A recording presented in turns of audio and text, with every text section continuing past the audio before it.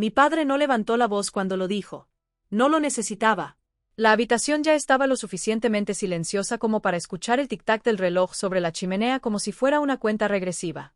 Firma la transferencia, dijo con calma, deslizando la carpeta sobre la mesa. Los 9,8 millones de dólares para tu hermana. Me quedé mirando el papel, los nombres, los números, la certeza en su rostro. No voy a firmar, dije. Fue entonces cuando mi madre se levantó tan rápido que su silla raspó el suelo. Su mano salió de la nada. Gulp. No tienes elección, gritó. El abogado la miró directamente y dijo, Señora, ¿sabe usted quién es realmente? Mi padre explotó. ¿Sabes qué? La reunión que pensaron que me destrozaría. Se suponía que la reunión sería solo familiar.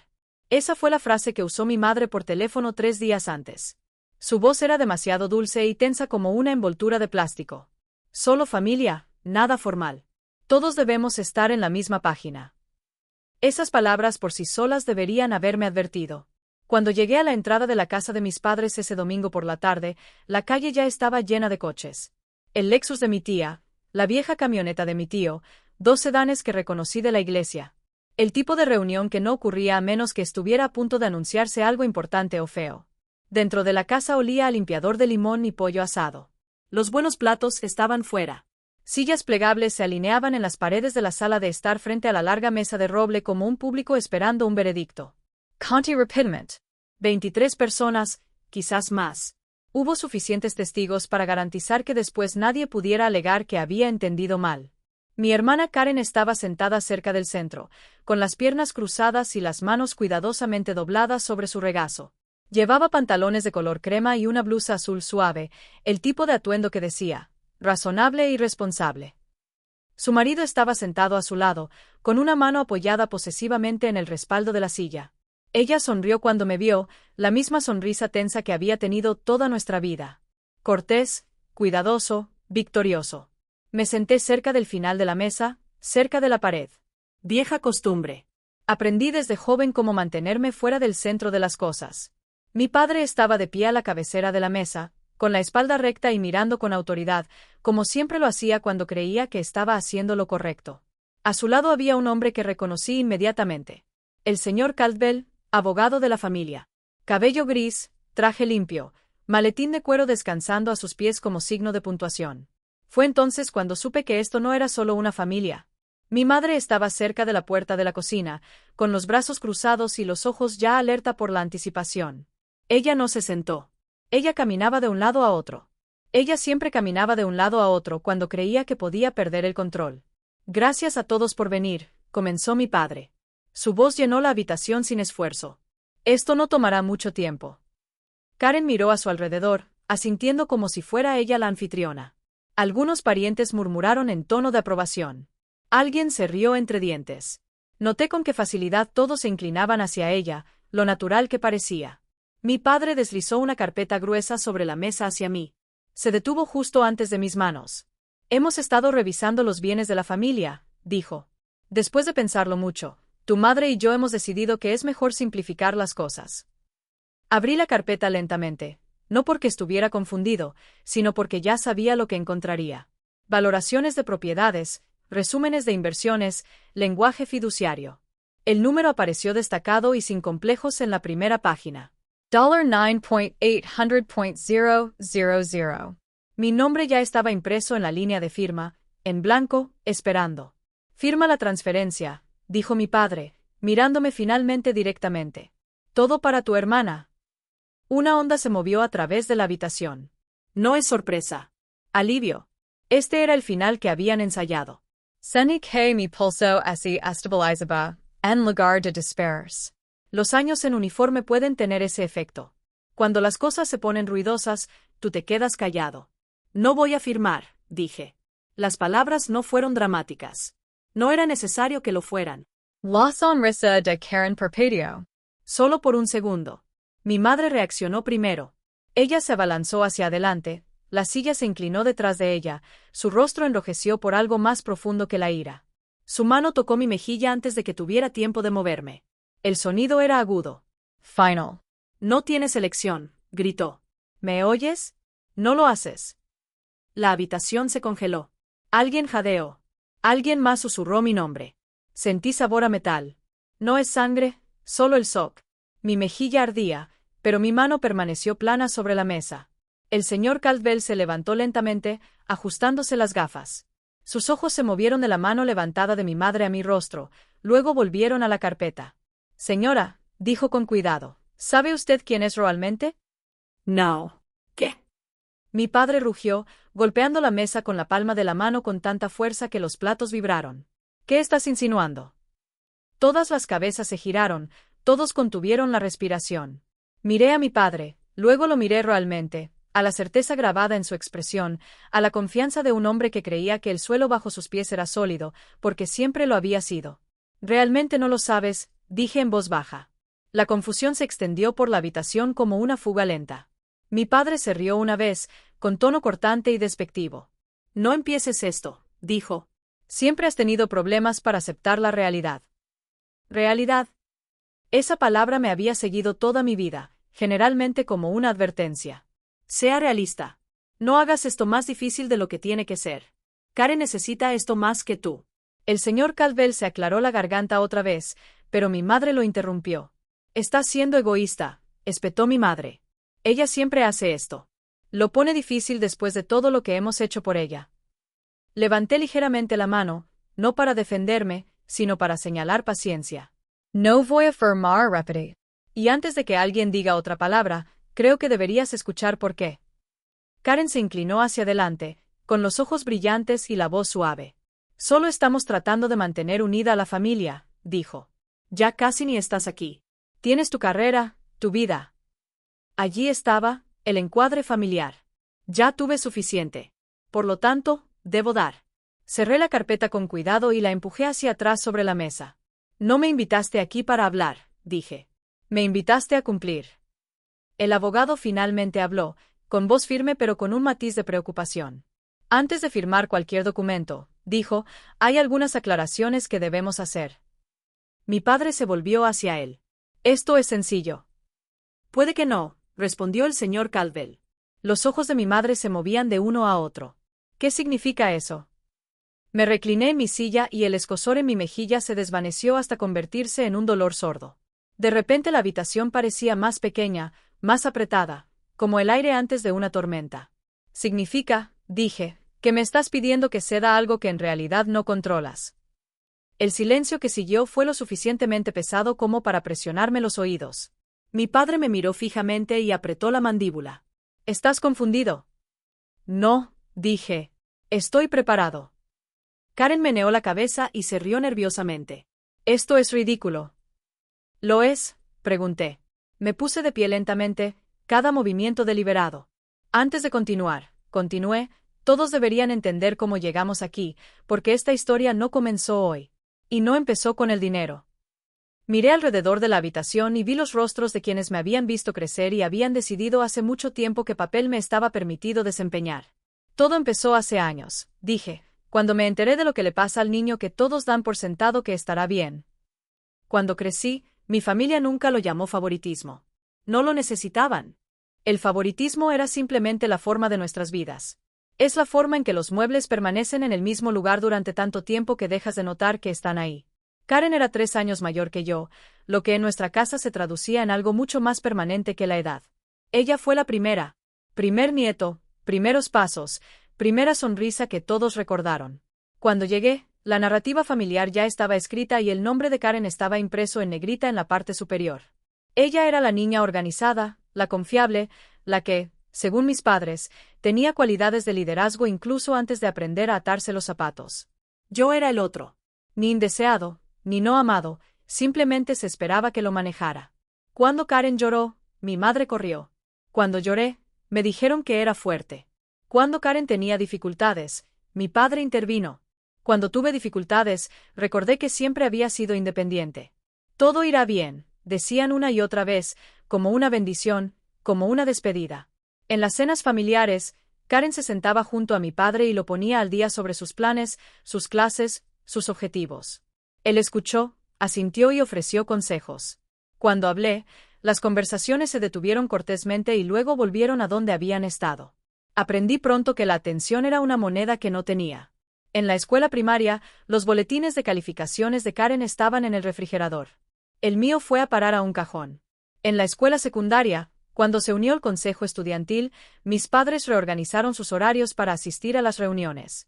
Cuando clasifiqué para una competencia académica, mi madre sonrió y dijo, «Qué bien, cariño», antes de recordarme que Karen tenía práctica. No fue crueldad. Eso es lo que lo hace difícil de explicar a las personas que no crecieron así. No hubo portazos, ni gritos, solo 1000 pequeñas recalibraciones donde mis necesidades se ajustaron hacia abajo para hacer lugar a las suyas. Karen necesitaba un auto nuevo para la universidad. Tomé el autobús.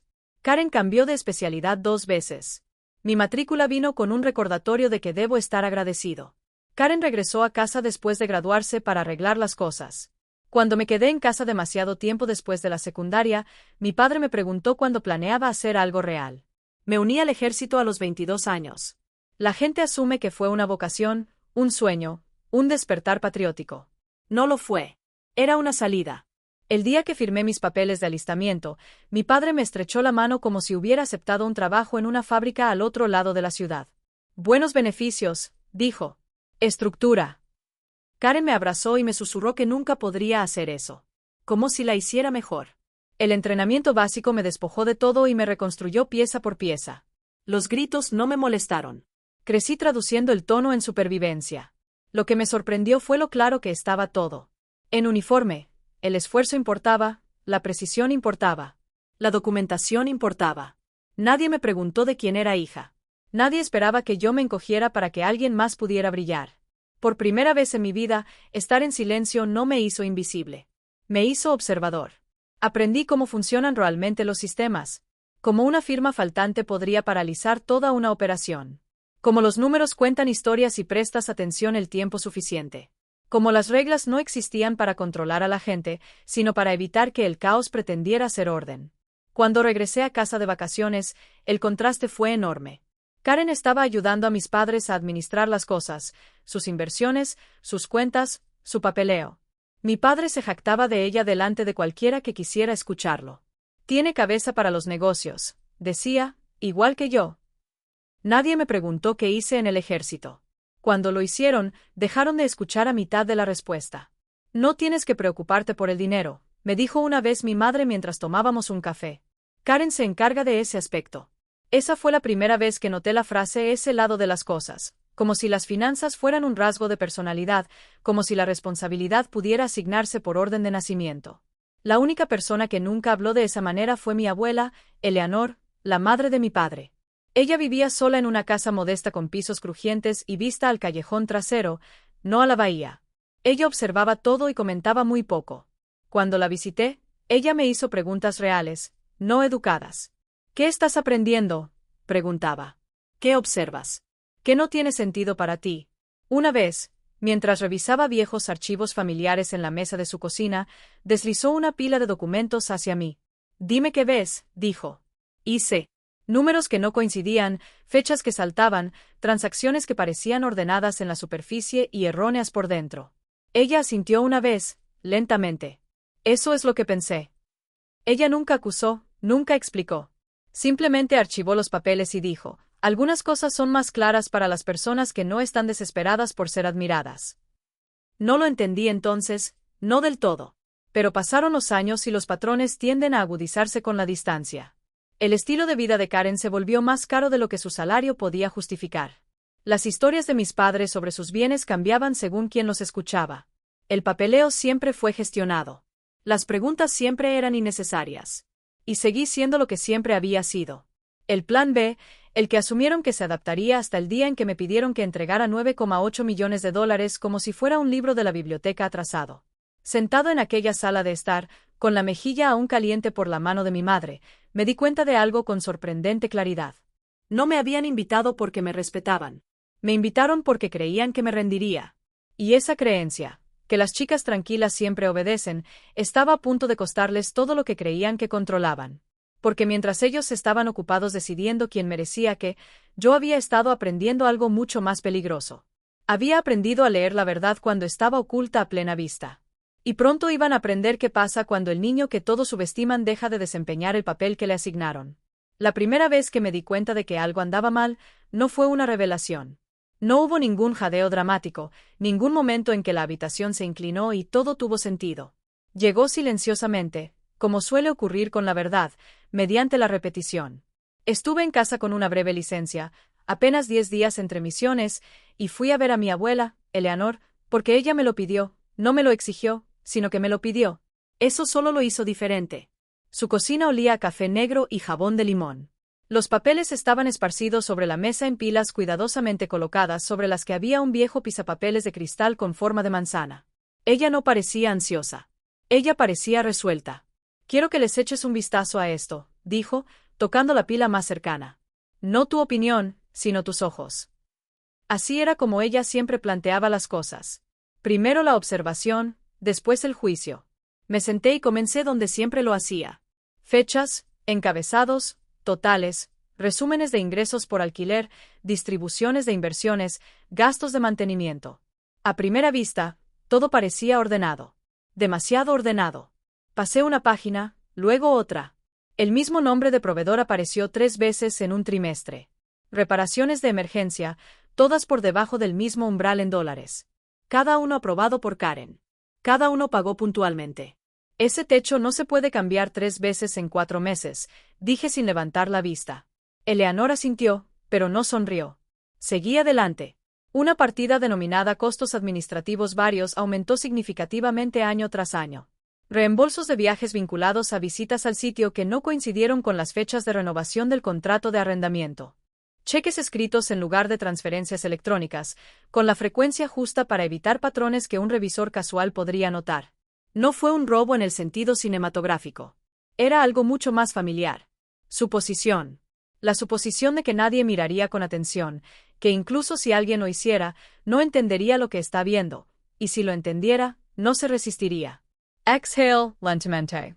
Estas cuentas no están estructuradas como dice su hijo. Eleanor juntó las manos. No, dijo ella. No lo son. Ella cogió una carpeta que aún no había abierto. Este era más pesado, con papel más grueso y bordes nítidos. En el interior había documentos fiduciarios, no giros, sino copias ejecutadas. Un fideicomiso revocable establecido años antes, activos enumerados meticulosamente, propiedades, cuentas, contingencias y una cláusula que me dejó sin aliento por un momento. Autoridad sucesora. Mi nombre, no el del beneficiario ni el del destinatario, sino la autoridad. Wallmeyer. ¿Cuándo hiciste esto? Cuando me di cuenta, dijo con calma, de que el amor no impide que las personas tomen decisiones egoístas. Simplemente les hace mejores a la hora de justificarlos. Quería discutir, suavizarlo, sugerir que había habido malentendidos. Pero los números no mentían, y los documentos tampoco. No quería conflicto, continuó. Quería continuidad. Alguien que proteja lo que existe y no que lo vacíe para validarlo. Ella hizo una pausa y estudió mi rostro. ¿Sabes cómo hacer eso? Trague saliva. Karen no se lo tomará bien. La boca de Eleanor así torció. Karen siempre ha aceptado bien los aplausos. Esto no es eso. Ella no me pidió que prometiera nada. Ella no necesitaba hacerlo. En lugar de eso, cerró la carpeta y la deslizó hacia mí. Guarda copias, dijo, y guarda silencio. Hice ambas cosas. Durante el año siguiente, presté atención de una manera que nunca antes lo había hecho. No porque buscara traición, sino porque finalmente entendí el lenguaje que se hablaba a mi alrededor. Cuando mi padre se jactaba de la cartera familiar, siempre hablaba en estimaciones, números redondeados, totales convenientes. Cuando Karen habló sobre la gestión de activos, se centró en los resultados, no en los procesos, crecimiento, expansión, estilo de vida. Nadie mencionó gobernanza, supervisión y garantías, excepto Eleanor y yo. Cuando Eleanor falleció 18 meses después, el dolor me golpeó de lado. Ella había sido el único lugar en mi familia donde no tuve que traducir. Perderla fue como perder la gravedad. El funeral fue digno y controlado. Todos elogiaron su visión de futuro, su generosidad, su devoción a la familia. A la mañana siguiente, mi madre llamó. Deberíamos hablar de los bienes, dijo con suavidad. No se trata de Eleanor, sino de los activos. Lo decliné cortésmente y con firmeza. 3 semanas después, llegó el primer mensaje de Karen. Necesitamos simplificar las cosas. Esto no tiene por qué ser difícil. Papá se está haciendo mayor. Cada texto tenía el mismo subtexto con el que crecí. Hacerse a un lado. No respondí. En lugar de eso, me reuní con un abogado independiente, no para cuestionar nada, sino para confirmarlo. Revisó el fideicomiso, las presentaciones, los instrumentos registrados. Es sólido, dijo, y está estructurado de forma muy intencional. ¿Quién puede cambiarlo?, pregunté. Nadie, respondió. No sin vuestra cooperación. Ese fue el momento en que el peso del mismo se instaló en mi pecho. No triunfo, no miedo, sino responsabilidad. No tenía dinero en la mano. Estaba sosteniendo un límite que alguien más había construido y confió en mí para que lo hiciera cumplir. La invitación a la reunión familiar llegó 2 semanas después, envuelta en cortesía y presión. Solo necesitamos claridad para la paz, para la familia. Para entonces, entendía algo que ellos no entendían. Creían que estaban negociando. No se dieron cuenta de que la negociación ya había terminado años atrás con firmas que nunca se habían molestado en leer. Sentado en aquella sala, con la ira de mi madre aún vibrando en el aire y mi padre exigiendo respuestas que no estaba preparado para oír, me sentí extrañamente tranquilo. Porque finalmente entendí lo que decían los números y supe exactamente cuándo dejarlos hablar. La presión no llegó de una vez. Nunca lo hace. Se infiltra lentamente, disfrazada de preocupación, envuelta en un lenguaje que suena a cuidado si no escuchas con atención. Después del funeral de Eleanor, mis padres de repente quisieron hablar más. No se trataba de dolor, sino de logística, de responsabilidad, de lo complejas que se habían vuelto las cosas. Mi madre llamó 2 veces en una semana, dejando mensajes de voz que empezaban todos de la misma manera. Solo estamos preocupados por ti. Luego vino el pivote. Karen ha estado cargando con muchas cosas. Luego la conclusión. No querrías hacer esto más difícil de lo que ya es. Karen envió un mensaje de texto desde un nuevo número como si la distancia pudiera suavizar la petición. La salud de papá ya no es lo que solía ser. Se trata de estabilidad. Ya ni siquiera vives aquí. Leí cada mensaje una vez y luego los archivé. La invitación a la reunión familiar llegó por correo electrónico. Asunto: discusión familiar del domingo. Sin detalles, sin agenda, solo 1 hora y la dirección de mis padres. Casi no fui. No porque tuviera miedo, sino porque una parte de mí ya sabía cómo se desarrollaría. Podía escuchar los argumentos antes de que fueran pronunciados, ver las expresiones en sus caras, sentir el peso de ser superado en número en una sala diseñada para hacer que la disidencia se sintiera grosera. Pero la evitación habría confirmado sus suposiciones. Así que me fui. La mañana de la reunión, planché mi uniforme con cuidado, aunque sabía que no lo usaría. Los viejos instintos son difíciles de eliminar. Orden antes de la confrontación. Preparación antes del impacto. Elegí ropa neutra. Nada que pareciera defensivo. Nada que pareciera desafiante. Cuando llegué, mi madre me abrazó muy fuerte, con los brazos rígidos. Nos alegra que estés aquí, dijo, mientras me llevaba hacia la sala de estar. La casa había sido reorganizada, los muebles retirados, se habían añadido sillas como un tribunal disfrazado de reunión. Karen ya estaba allí, hablando animadamente con mi tío. Ella levantó la mirada cuando me vio y me ofreció una sonrisa suave y ensayada. Me alegro mucho de que hayas venido, dijo. Esto no tiene por qué ser incómodo. Esa era la frase que ella siempre usaba justo antes de que las cosas se volvieran exactamente así. Mi padre esperó a que todos se hubieran acomodado antes de hablar. No me preguntó cómo estaba. No me preguntó si había conducido lejos. Fue directo al grano. Necesitamos claridad, dijo juntando las manos sobre la mesa. No podemos seguir operando en la incertidumbre. Karen asintió. No es justo para nadie. Me di cuenta de lo rápido que dijo eso. Cualquiera, no todos. El señor Caldwell se aclaró la garganta y abrió su maletín. Hemos preparado una transferencia sencilla, dijo. Su objetivo es consolidar los activos bajo una única entidad gestora. Y esa fiesta es Karen, añadió mi madre, tajante e inmediata, porque ella está aquí. Ella está invertida. Ella ha estado haciendo el trabajo. Esperé. Mi padre deslizó hacia mí la carpeta, la misma que luego volvería a empujar sobre la mesa, esperando su conformidad. Firma esto, dijo, y todos podremos seguir adelante. Miré el papel y luego lo miré a él. No, dije. La sala reaccionó como si hubiera hablado otro idioma. Mi madre se levantó bruscamente. Disculpe. No voy a firmar, repetí. Hoy no. Nunca. Karen suspiró y sacudió la cabeza. ¿Por qué haces esto? Esa es mi pregunta, respondí. Mi padre se inclinó hacia adelante. No se trata de ti, dijo. Estás siendo emocional. Casi me reí. La emoción era lo único que no traía a la habitación. Esto es una cuestión de familia, insistió mi madre. Y a veces eso significa hacer sacrificios. La miré a los ojos. He estado haciendo sacrificios toda mi vida. Su mano salió de la nada. El sonido resonó más fuerte de lo que debería. Affogato. Final. No tienes elección, gritó. ¿Me oyes? No lo haces. Alguien jadeó.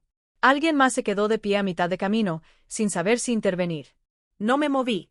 El señor Caldwell se levantó de su silla con la preocupación grabada en su rostro. Señora, dijo con cuidado, antes de seguir adelante, hay algunas cosas que debe entender. Mi padre golpeó la mesa con la palma de la mano. No, espetó. Esto termina ahora. El señor Caldwell dudó y luego me miró. Le di un pequeño asentimiento. Se volvió hacia mi madre. ¿Sabe usted quién tiene realmente autoridad sobre estos activos? Mi padre explotó. ¿Sabes qué? Gritó. Deja de hablar en acertijos. La habitación quedó en silencio. Sentí la atracción familiar de suavizar las cosas, de explicarlas, de hacerlo más fácil para todos los demás. El reflejo del niño que mantuvo la paz. Lo ignore. Me estás pidiendo que firme algo que no controlas, dije con calma, y lo estás haciendo delante de testigos porque crees que la presión funcionará. La cara de Karen se sonrojó. ¿Estás tergiversando esto? No, dije, le pondré nombre. Mi padre me miró como si estuviera viendo a un extraño. ¿Crees que eres más inteligente que nosotros? Creo que nunca pensaste que debías tener cuidado, respondí. El señor Caldwell cerró la carpeta lentamente. Necesitamos hacer una pausa, dijo. Aquí hay realidades legales que nosotros manejaremos. Nuestra familia nos importa a nosotros mismos. Mi madre se puso furiosa. Me levanté entonces, no para irme, sino para cambiar el equilibrio de la sala. Si quieres entender lo que realmente está pasando, dije, deberías escuchar a tu abogado. La voz de mi padre bajó, peligrosa y controlada. Y si no lo hacemos, seguiréis tomando decisiones basadas en suposiciones. Yo respondí. Y las suposiciones no se sostienen muy bien cuando hay papeleo de por medio. Nadie habló. Miré alrededor de la habitación y vi los rostros de quienes me habían visto crecer y que habían aceptado sin cuestionamientos que Karen debía liderar y yo ceder. No vine aquí a pelear, dije. Vine aquí porque me invitaste, pero no me dejaré acorralar. Cogí mi bolso y lo dejé a mis pies. Si quieres continuar, añadí, podemos ser honestos. Fue entonces cuando lo vi en los ojos de mi padre. No es ira. Miedo. Porque por primera vez comprendió que algo fundamental había cambiado y no tenía idea de lo lejos que yo ya estaba. El silencio tiene peso cuando suficientes personas contienen la respiración. Presiona tus oídos, tu pecho, el espacio entre las palabras. La sala de estar parecía entonces más pequeña, como si las paredes se hubieran inclinado para escuchar. Mi padre lo rompió primero. Si no estás firmando, dijo lentamente, entonces dinos qué crees que sabes. No respondí de inmediato. En lugar de eso, me agaché y puse mi bolso sobre la mesa. No fue nada dramático, no hubo un golpe, solo el suave golpe de la lona contra el roble. Lo abrí con cuidado y saqué una delgada carpeta ignífuga, de color gris carbón, con un cierre metálico. Hacer clic. El sonido atravesó la habitación con más fuerza que la bofetada de mi madre. Karen se reclinó en su silla. ¿Qué es esto?, preguntó ella intentando sonar divertida. ¿Hablas en serio ahora mismo? Los ojos del señor Caldwell se fijaron en la carpeta. No habló, pero algo en su postura cambió. Los abogados conocen ese sonido, el sonido de la preparación. No traje opiniones, dije. Traje discos. Abrí la carpeta y deslicé el primer documento sobre la mesa. No lo anuncié. Dejé que el artículo hablara por sí solo. El señor Caldwell se inclinó hacia adelante y se ajustó las gafas. Al principio leyó en silencio, moviendo los labios apenas, luego frunció el ceño. Este es un fideicomiso registrado, dijo lentamente. Mi padre se burló.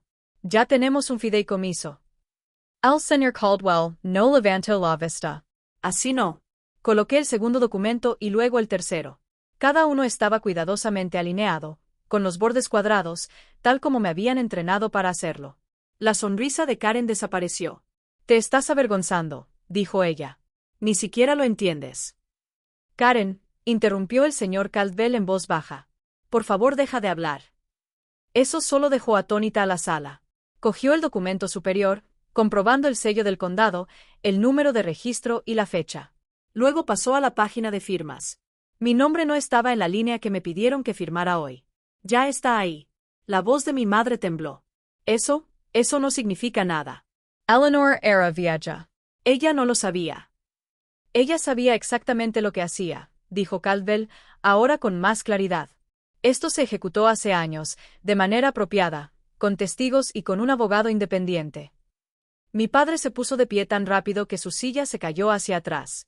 No, dijo, eso no es posible. Pasé una página más hacia adelante. Este lo explica. Fue una designación de autoridad. Claro, sin ambigüedades. Karen se lanzó hacia adelante y agarró los papeles. Esto es falso. El señor Caldwell le atrapó la muñeca en el aire. No toques eso. Ella se quedó congelada. Se volvió hacia mis padres. ¿Sabe usted quién tiene realmente la autoridad para tomar decisiones sobre estos activos? Preguntó de nuevo, con voz tranquila pero firme. Mi madre abrió la boca. No salió ningún sonido. El rostro de mi padre perdió el color. Somos los padres, dijo débilmente. Son bienes familiares. El señor Caldwell meneó la cabeza. No lo son. Entonces me miró no como a su hija sino como a su cliente. Usted es la autoridad actuante. Siempre lo ha sido. La habitación estalló. Mi tía susurró. Oh, Dios mío. Alguien más murmuró. Eso lo cambia todo. El marido de Karen se puso de pie, retrocediendo como si el suelo se hubiera agrietado bajo sus pies. Karen, dijo en voz baja, dijiste que esto estaba resuelto. Mi madre se llevó las manos a la boca y abrió mucho los ojos. ¿Planeaste esto?, susurró, a nuestras espaldas. No, dije. Lo ignoras. Mi padre se volvió hacia mí con la rabia reflejada en sus ojos. Nos dejasteis planificar esta reunión, acusó. Nos dejaste invitar a la gente. Sí, dije tranquilamente, porque me dijeron que no tenía elección. La voz de Karen se quebró. Hiciste esto para lastimarme. Finalmente, la mayor completamente. No, dije, hice esto para detenerte. La verdad se asentó lentamente, de manera desigual, no como una bomba, sino como una niebla que se levanta. El señor Caldwell reunió los documentos en una pila ordenada. No hay nada que transferir, anunció a la sala. Los activos ya están colocados. No existe ningún mecanismo legal para lo que estás pidiendo. Mi padre se hundió en su silla, con las manos temblorosas. Todo este tiempo, susurró. Todo este tiempo pensamos. ¿Lo asumiste?, dije suavemente. Karen meneó la cabeza y las lágrimas corrieron por su rostro. Esto no es justo. La miré a los ojos. Tampoco me dijeron durante toda mi vida que yo no importaba. Mi madre me miró, y luego me miró de verdad, no como un problema, ni como un obstáculo, sino como algo que no reconocía. Nosotros te criamos, dijo ella. Nos debes una. Cerré la carpeta y la apreté contra su cuello. Hacer clic. No te debo mi silencio, respondí.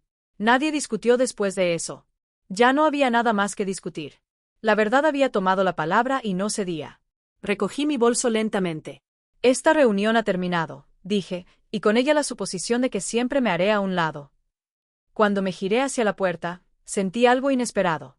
Ni triunfo, ni alivio, sino una tranquila certeza. Por primera vez en mi vida, el periódico había hablado más fuerte que nadie en esa sala, y todos lo habían oído. Las consecuencias rara vez llegan con drama. No dan portazos ni gritan acusaciones. Se mueven silenciosamente, metódicamente, como papeleo procesado en segundo plano mientras la gente todavía está discutiendo sobre sentimientos. Salí de la casa de mis padres antes de que alguien pensara en detenerme. El sol ya estaba bajando, proyectando largas sombras sobre el camino de entrada. Me detuve un momento al lado de mi auto, escuchando el sonido apagado de las voces en el interior, confusas, superpuestas, desprovistas de la certeza con la que habían entrado. Luego entré, cerré la puerta y me fui. No me sentí victorioso. Me sentí cansado. Esa noche dormí profundamente por primera vez en semanas. No se trata de repetir conversaciones, ni de ensayar defensas, solo del silencio constante que llega cuando una decisión ya no es teórica. Las consecuencias comenzaron a la mañana siguiente. El señor Caldwell llamó primero. Su tono era profesional pero diferente ahora. Cuidado, respiro. Habrá ajustes, dijo. Algunas cosas que tus padres creían que estaban en marcha simplemente no están en marcha. Le di las gracias y finalicé la llamada. Al mediodía, Karen había llamado 6 veces. No respondí. Por la tarde, el chat grupal familiar explotó. ¿Cómo pudiste hacernos esto? Mamá no ha parado de llorar. Avergonzaste a papá delante de todos. Esto no es lo que la abuela hubiera querido. Leí cada mensaje una vez y luego silencié el hilo. En lugar de eso, abrí mi computadora portátil e hice lo que me habían entrenado para hacer. He revisado. Lo he verificado. Lo documenté. En 48 horas, contraté una empresa de gestión independiente para supervisar los activos. And hay amigos, and hay familia. Profesionales sin inversión emocional y con un registro en papel de todo lo que tocaron. Se notificó a los inquilinos. Se estandarizaron los programas de mantenimiento. Las cuentas financieras fueron bloqueadas con protocolos de doble autenticación y supervisión que hicieron imposible el robo discreto de información.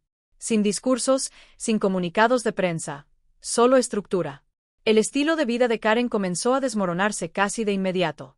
Tarjetas de crédito marcadas, cuentas congeladas a la espera de revisión, una suspensión temporal impuesta a los gastos discrecionales de los que había llegado a depender.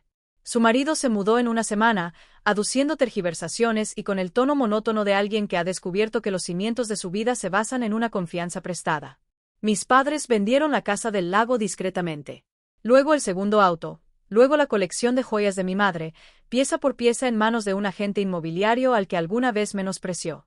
Se mudaron a un lugar más pequeño cerca de la autopista. Ni pobre, ni arruinado, solo reducido. Todo esto lo escuché de segunda mano. Yo no llamé. No me regodeé. No lo expliqué. Porque las consecuencias no necesitan narración. 2 semanas después de la reunión, llegó un sobre a mi apartamento. La letra de mi madre, cuidadosa, controlada. Dentro había una sola página. Necesitamos hablar. Ninguna disculpa, ninguna acusación, solo la primera frase honesta que había ofrecido en años. No respondí. Aún no. En lugar de eso, seguí construyendo la vida que había pausado para sobrevivir a la confrontación. Carreras matutinas, plazos de entrega en el trabajo, listas de compras, cosas normales. El tipo de normalidad que nadie esperaba que yo priorizara. Cuando Karen finalmente me acorraló afuera de mi edificio, parecía más pequeña, más delgada, menos segura. Lo arruinaste todo, dijo con voz ronca. La miré a los ojos. No, respondí. Simplemente nunca planeaste rendir cuentas. Ella se rió amargamente. Siempre crees que eres mejor que nosotros. Negu con la cabeza. Creo que ya terminé de ser más silencioso para que tú puedas ser más ruidoso. Ella se alejó sin decir otra palabra. El silencio que siguió no fue vacío. Estaba lleno de límites. Pasó un mes, luego otro. La vida se estabilizó. Los activos ya no eran símbolos. Eran responsabilidades que asumí con intención y distancia. Y entonces, una noche, mi padre llamó. Ni mi madre, ni un mensaje de texto grupal, solo él. Me gustaría conocerte, dijo con una voz desconocida. Más abajo, menos seguro. Si estás dispuesto. Lo pensé más tiempo del que esperaba. Entonces dije que sí. No porque le debiera un cierre, sino porque tenía curiosidad de saber cómo suena un hombre cuando su autoridad finalmente deja de funcionar. Nos conocimos en un restaurante al que mi padre solía llevarnos cuando éramos niños. Cabinas de vinilo, un mostrador desgastado por décadas de codos, un café que sabía a quemado por más crema que le añadieras. Era el tipo de lugar donde el tiempo no avanzaba sino que se estancaba. Él ya estaba allí cuando llegué, sentado con las manos cruzadas alrededor de una taza que no había tocado. Por un momento casi no lo reconocí. No porque pareciera mayor, aunque lo parecía, sino porque faltaba algo esencial, la certeza, la suposición de que el mundo se ordenaría en torno a sus decisiones. Se puso de pie cuando me vio, dudó y luego volvió a sentarse. Gracias por venir, dijo. Me deslicé en la cabina frente a él y asentí. Dijiste que querías hablar. La camarera apareció, sirvió café sin preguntar y volvió a desaparecer. Nos sentamos en el silencio que ella dejó atrás. Me equivoqué, dijo mi padre. Sin preámbulos, sin calificativos, solo 3 palabras dichas como si las hubiera tenido en la lengua durante semanas. No respondí de inmediato. Esperé. En mi experiencia, la gente a menudo se apresura a llenar el silencio cuando se siente incómoda. Quería escuchar lo que diría cuando nadie lo rescatara de ello. Pensé, continuó lentamente, que mantener unida a la familia significaba decidir que era lo mejor para todos. Pensé que la autoridad era lo mismo que la responsabilidad. Él miró sus manos. Ahora veo que no lo es. Algo se aflojó en mi pecho. No es exactamente perdón, sino alivio. El tipo de emoción que surge cuando finalmente se dice una verdad en voz alta. No preguntaste, dije. Tú lo decidiste. Él asintió. Hice. Otra pausa, esta más pesada. Debería haberte protegido, dijo en voz baja. En cambio, traté tu silencio como un consentimiento. Eso fue más duro de lo que esperaba. No porque fuera dramático, sino porque era preciso. Aprendí a estar en silencio porque eso mantenía la paz, dije. No porque haya estado de acuerdo. Lo sé, respondió. Ahora lo veo. Hablamos durante casi una hora. No se trata de dinero, ni de documentos. Se trata de la infancia, de las expectativas que se calcifican en roles, de lo fácil que es recompensar al niño que refleja tu propia imagen y pasar por alto a quien la desafía simplemente por ser diferente. No pidió la devolución de los bienes. No me pidió que suavizara nada. No me pidió que arreglara lo que se había roto. Eso importaba. Cuando nos levantamos para irnos, él puso una mano tentativa sobre mi hombro. Estoy orgulloso de ti, dijo. Debería haber dicho eso hace mucho tiempo. Asentí una vez. Gracias. Afuera, el aire era fresco y limpio. El tráfico avanzaba con paso firme por la carretera, indiferente a los ajustes de cuentas familiares y a las admisiones largamente esperadas. La vida no se resolvió mágicamente después de eso. Mi madre tardó más. Karen más tiempo. Aún así, algunas relaciones permanecieron distantes, educadas, redefinidas. Pero algo fundamental había cambiado. Y no me explico. Ya no me encogí preventivamente. Los activos se estabilizaron. Los inquilinos se sentían seguros. Los sistemas funcionaron como debían. No porque alguien estuviera observando de cerca, sino porque la rendición de cuentas se había incorporado a la estructura. Y construí una vida que sentí como mía. Uno que no requería permiso. A veces, tarde en la noche, pienso en la versión de mí misma que estaba sentada tranquilamente en esa mesa de roble, con la mejilla ardiendo, mientras le decían que no tenía otra opción. Pienso en cuántas personas se les pide que cedan partes de sí mismas en nombre de la armonía. Cuántas veces el amor se utiliza como palanca. Si pudiera hablar con ella ahora le diría esto. Siempre tuviste una opción. Simplemente aún no tenías pruebas. Para cualquiera que esté escuchando y que alguna vez haya sido presionado a obedecer, a quedarse callado, a renunciar a lo que importa porque hace que alguien más se sienta más cómodo. Tus límites no son traición. Tu claridad no es crueldad. Y a veces lo más poderoso que puedes hacer es dejar que la verdad hable por sí misma. Si esta historia te resonó, me encantaría saber de ti. Comparte tus ideas en los comentarios y dime desde dónde las escuchas. Y si quieres escuchar más historias como esta, historias sobre límites, coraje y cómo recuperar tu voz, suscríbete para no perderte lo que viene a continuación. Gracias por estar aquí. Gracias por escuchar.